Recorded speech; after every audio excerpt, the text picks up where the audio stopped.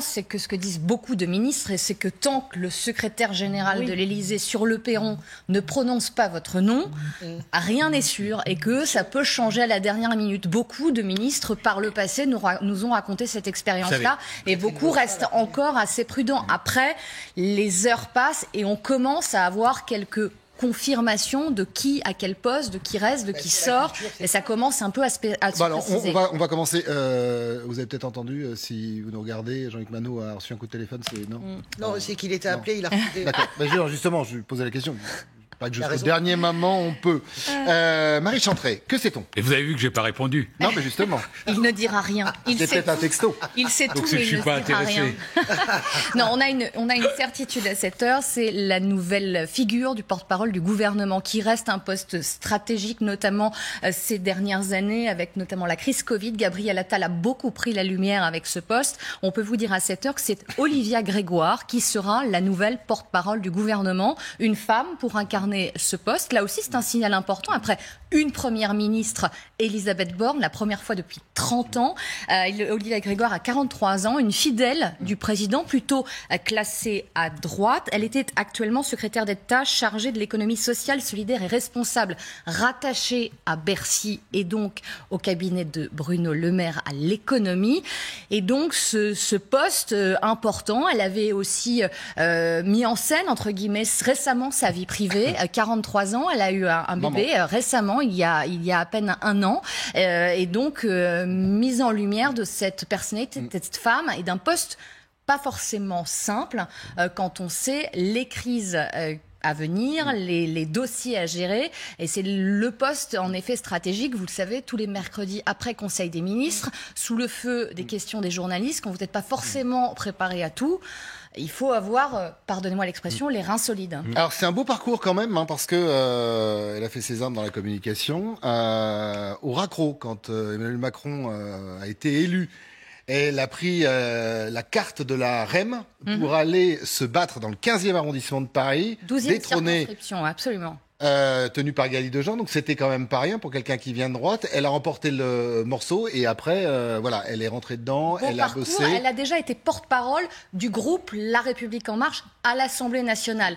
Donc ces prises de parole face aux caméras intempestives dans la salle des 4 colonnes, elle a un peu cette expérience-là. Là, c'est une envergure différente. En plus, elle a un langage parfois fleuri, donc ça peut être les comptes rendus, on risque de s'amuser. Elle parle cash, Olivia Grégoire, c'est pour ça aussi, je pense qu'elle est... Vous savez, il y a une tradition de tonton flingueur, c'était assez lissé, le porte-parole là, Najat Vallaud-Belkacem, Gabriel Attal, après il y avait eu Sibeth, la parenthèse Sibeth, donc je pense qu'elle est aussi prise, parenthèse, dans le langage fleuri, donc là, elle est prise aussi pour ça, pour cette capacité finalement...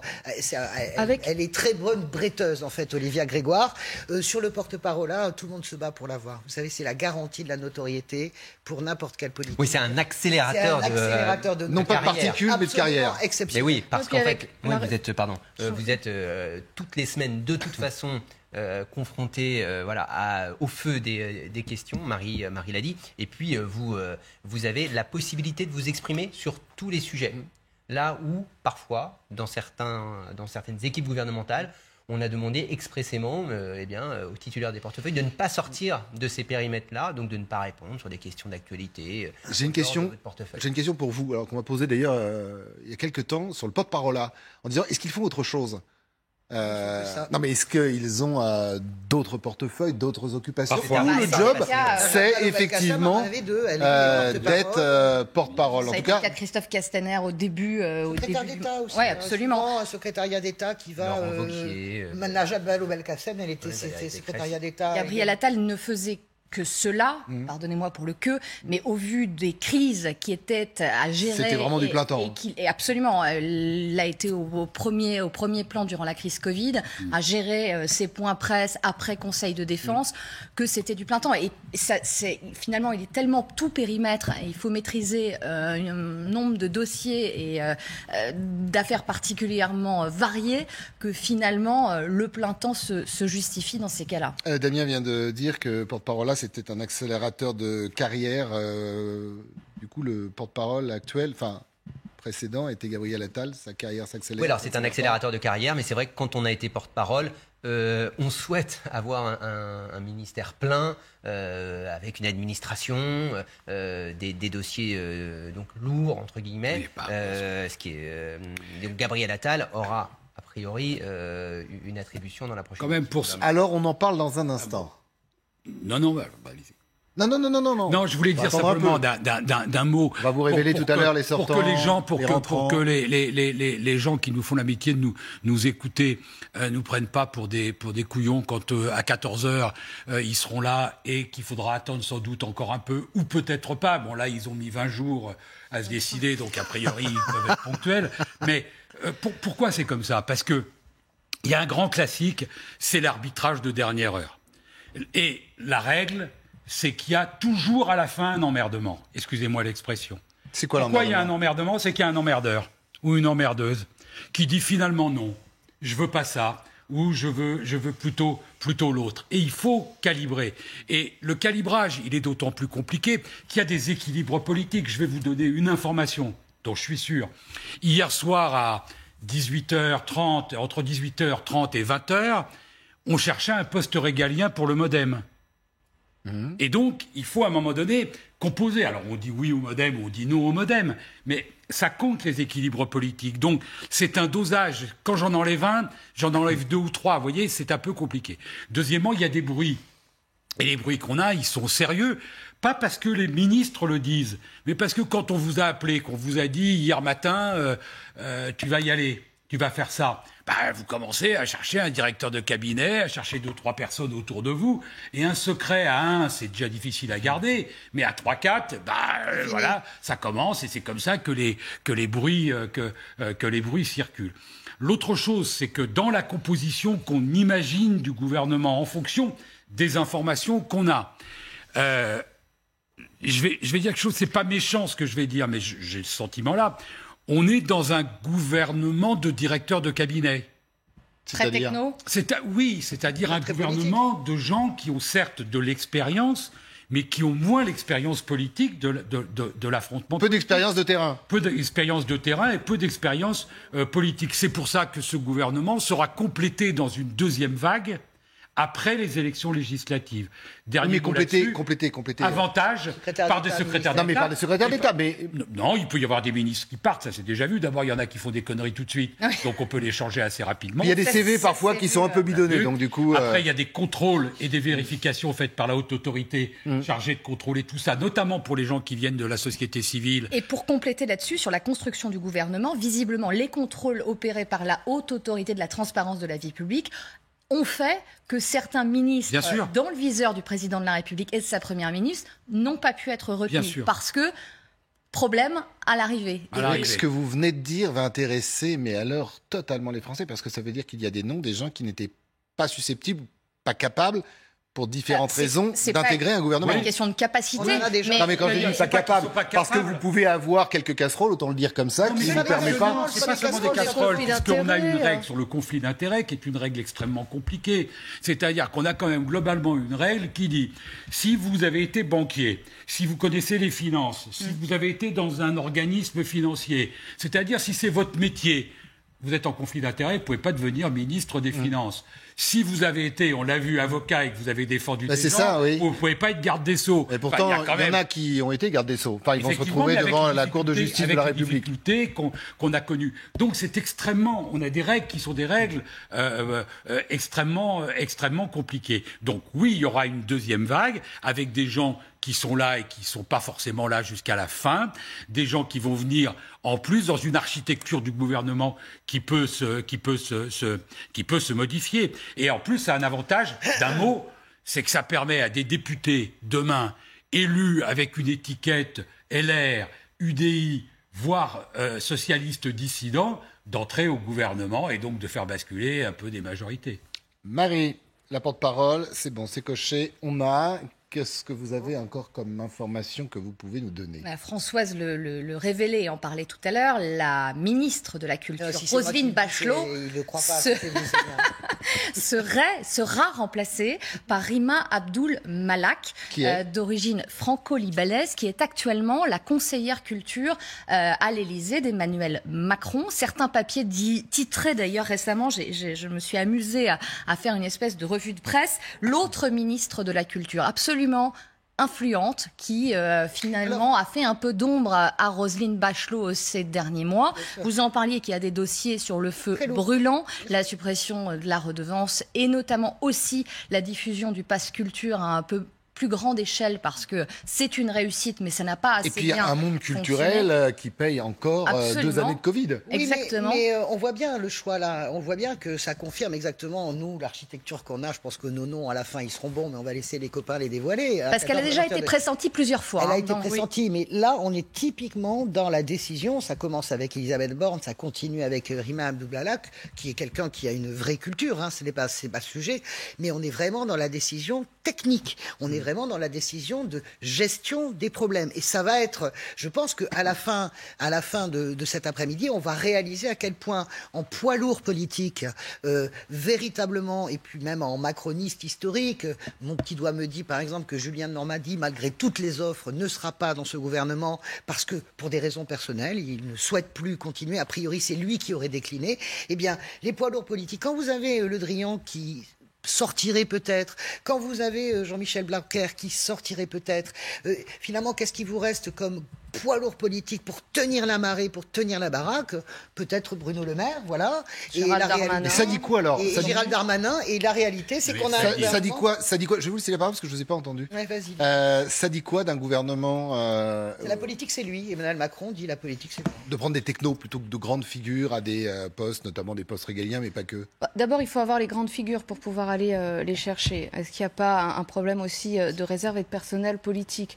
Ensuite, aller chercher des technos, c'est l'assurance de faire avancer les dossiers avec des personnes qui connaissent l'administration et qui pourront discuter avec cette administration, qui peut aussi faire de manière très subtile capoter une réforme ou la freiner contre son ministre. Donc il faut savoir discuter avec cette administration, il faut savoir la diriger. Et selon nos informations, la nouvelle ministre de la Culture, elle, sait. On est dans ce cas de figure de quelqu'un de technique qui connaît les dossiers.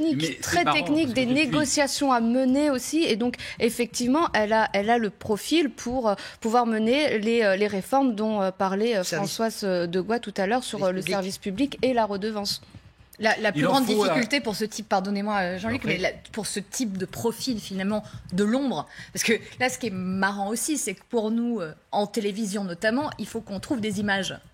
Qui est Rima Abdul Malak. Ça vient la grande difficulté, c'est de trouver aujourd'hui des photos. Parce que c'est sûr que c'était plus facile pour nous, Roselyne Bachelot. C'est une personnalité connaisseuse des rouages de l'État qui a assisté à de très nombreuses négociations depuis 2019. Donc, elle a travaillé en Israël, elle a travaillé à Jérusalem. La conséquence de la crise Covid, notamment pour les professionnels du spectacle et du monde de la culture, elle connaît parfaitement cela. C'est le même profil qu'Azoulay d'ailleurs. Mais la grande difficulté, je termine, c'est pour ces personnalités-là de se faire connaître du grand public et de s'exprimer finalement face aux médias, face aux journalistes, et de se trouver cette place-là, parce que ce n'est pas du tout un rôle dans la lumière qu'ils ont l'habitude de tenir.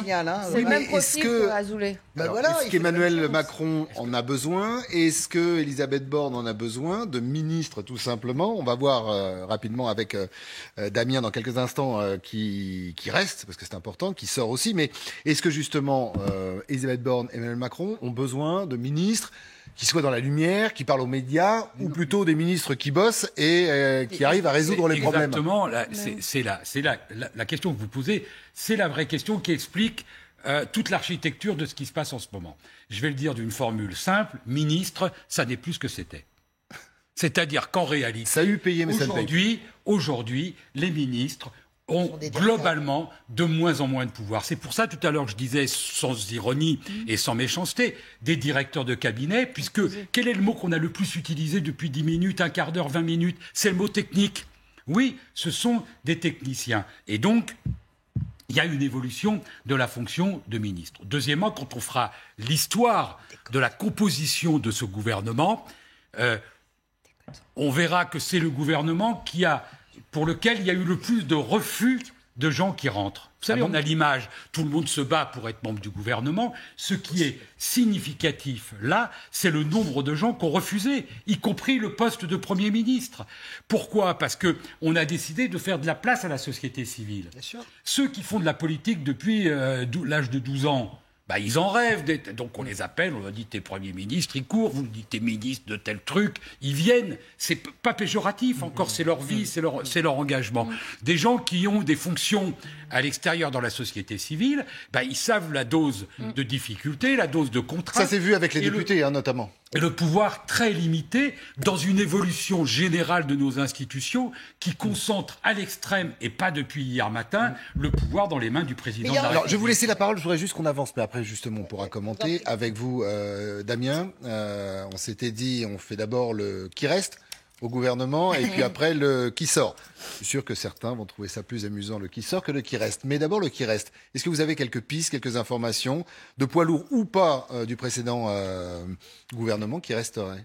Oui, c'est vrai qu'il y a il y avait ceux qui souhaitaient et qui avaient dit d'ores et déjà qu'ils ne feraient pas partie de la nouvelle aventure, quel que soit le résultat de l'élection présidentielle. Et puis ceux qui se sentent bien à leur poste, ont pris leur aise, ont trouvé bien que finalement il y avait des façons de réformer selon leur portefeuille le pays. Donc on a plusieurs noms. On va les voir s'afficher dans quelques instants. Clément Beaune, par exemple, effectivement, reste à son poste et est confirmé aux affaires européennes. On est en pleine période de présidence française de l'Union européenne. Il était compliqué de l'amener à gérer un autre portefeuille, alors qu'on se souvient, on a déjà beaucoup dit que cette présidence française de l'Union européenne, elle a été amputée à cause de l'élection présidentielle. Et puis ceux qui... Puis il y a la guerre en Ukraine. Voilà, il y a la guerre en Ukraine. Ceux qui devraient rester au gouvernement, alors peut-être avec des affectations encore indéterminées. Sarah El Haïry, c'est une ministre... Est-ce que vous avez, pardon, je vous laisse finir, mais poursuivre même, est-ce que vous avez quelques pistes à nous indiquer en fonction des noms qui apparaissent ? Parce que la question que j'ai envie de demander, chouette, mais ils font quoi ? Ce sont des paris à prendre. Que pourrait-il faire plutôt ? Franchement, allons-y, mouillons-nous. Oui, Gérald Darmanin est confirmé au ministère de l'Intérieur. Gabriel Attal... C'est quelque chose qu'il voulait ? Oui. Absolument. Voilà. Il voulait l'aménagement du territoire en plus, Gérald Darmanin. Est-ce qu'il l'obtiendra ou pas ? Peut-être pas à ce tour. Voilà, mais pour extérieur. Voilà. Donc Gérald Darmanin est confirmé à son poste. Gabriel Attal, on parlait de lui tout à l'heure. Il est porte-parole encore à cette heure et pourrait avoir le budget, donc un poste clé aussi. Ah oui. Voilà, qui permet d'avoir les mains au cœur de la machine parce que vous pouvez arbitrer bon nombre de décisions. Je peux faire une incise par exemple sur le budget. Pourquoi c'est très important et très politique le budget ? Il y a eu des ministres du budget très célèbres. Nicolas Sarkozy a commencé comme ça et également Bernard Cazeneuve. Donc le budget, c'est vraiment le poste qui vous permet de véritablement d'arbitrer, de prendre de l'épaisseur politique. Ce serait un choix assez intéressant pour Gabriel Attal. Voilà les informations. Olivia Grégoire, nous sommes d'accord, porte-parole du gouvernement. La conseillère culture d'Emmanuel Macron sera ministre de la Culture. Voilà la liste du service politique de TF1 et LCI, une exclusivité. Vous savez à peu près ce qu'ils vont faire.